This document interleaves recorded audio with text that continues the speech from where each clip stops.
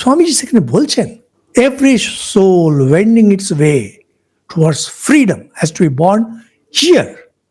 এই ধর্ম আপনাকে স্বর্গে নিয়ে যাবে, ওই ধর্ম আপনাকে স্বর্গে নিয়ে যাবে, ওই ধর্ম আপনাকে এই করবে, কিন্তু মুক্তি আমি সেই, এই জ্ঞান একমাত্র হিন্দু ধর্ম দেবে।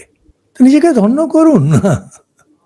যদি নিজেকে ধন্য করেন, নিজের জীবন যদি সেরকম করেন, আপনার জীবনে যদি ওটা প্রতিফলিত, আঙ্গুল দেখাবেন না, এই ঠাকুরের দিকে দেখো, এই স্বামীজির দেখো দেখো, এই নেতাজির দেখো, আর বলুন আমাদেরকে তাকাও, দম আছে আপনাদের বলার? না, এতদিন আপনি ঠাকুরের ভক্তি করছেন, এতটুকু আপনার বলার দম নেই? আরে ভূতিশানজি মহারাজ এই কথা বলতেন যে নতুন ভক্তরা যারা আসবে, বর্তমান কালের ভক্তদের দেখে আসবে, ওরা তো ঠাকুরকে জানে না, ওরা স্বামীজিকে মাকে জানে না, আপনাকে দেখে শিখবে। একবারও কি আপনাদের এই বোধ আছে? একটু গিয়ে বোধ আছে আমাকে দেখে শিখবে?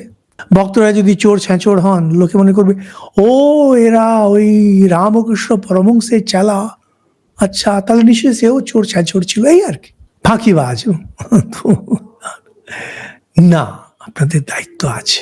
লীলা হচ্ছে হোক, যারা করছে সেরকম করুক, তারা যখন তাদের এই বোধ আসবে আসবে।